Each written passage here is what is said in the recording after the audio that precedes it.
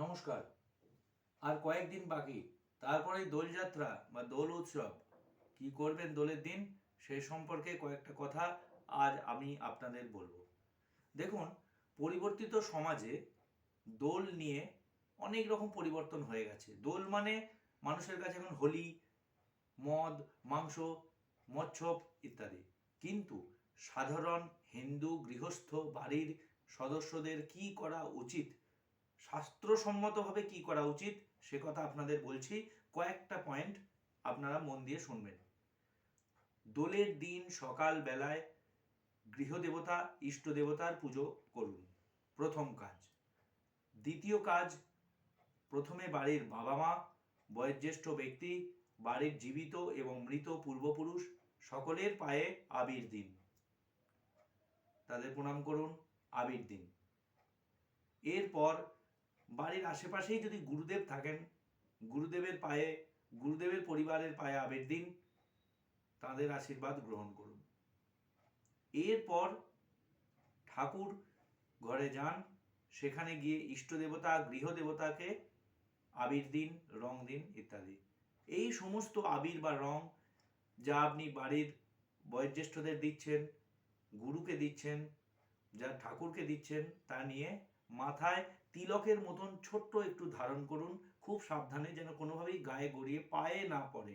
কারণ আবির গুঁড়ো জিনিস, ফলে পায়ে পড়ার সম্ভাবনা, কোনোভাবেই পায়ে ফেলবেন না।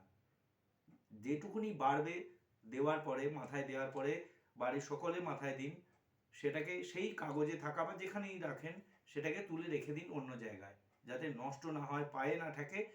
প্রয়োজনে ঠাকুর ঘরে তুলে রাখতে পারেন।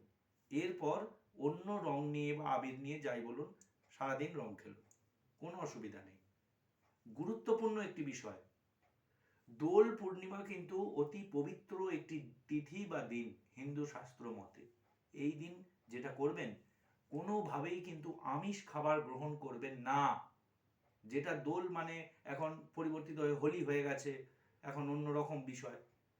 তো বিষয়টা হচ্ছে যে কোনোভাবেই আমিষ খাবেন না, আমিষ থেকে দূরে থাকুন, নিরামিষ আহার করুন।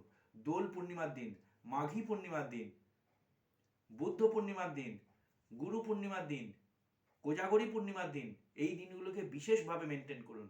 রাস পূর্ণিমা, এইগুলোকে মেনটেন করুন।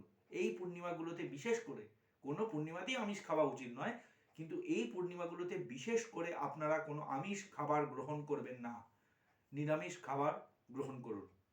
তবে অনেক বাড়ির গৃহদেবতা মা কালী, দুর্গা ইত্যাদি থাকে, সেক্ষেত্রে গৃহদেবতার আমিষ ভোগই হয়, তারা খেতে পারেন। কিন্তু ঠিক যেরকম আমিষ এবং যতটুকুনি আমিষ ভোগ হয় ততটুকু খাবেন। ডিম, পেঁয়াজ, রসুন এসব থেকে দূরে থাকুন।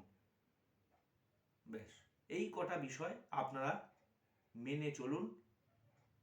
মেনে চলবেন না জানি, আপনাদের মতনই আপনারা চলবেন, তাতে কোনো অসুবিধা নেই। শাস্ত্রে যেটা আছে, হিন্দু শাস্ত্র মতে যা বংশ পরম্পরায় চলে আসছে, দিনের পর দিন, বছরের পর বছর ধরে পূর্বপুরুষরা যা করে গেছেন, শাস্ত্রকাররা যা বলে গেছেন, তা আপনাদের জানালাম। আপনারা মানবেন কি মানবেন না সেটা সম্পূর্ণ আপনাদের বিষয়। নমস্কার।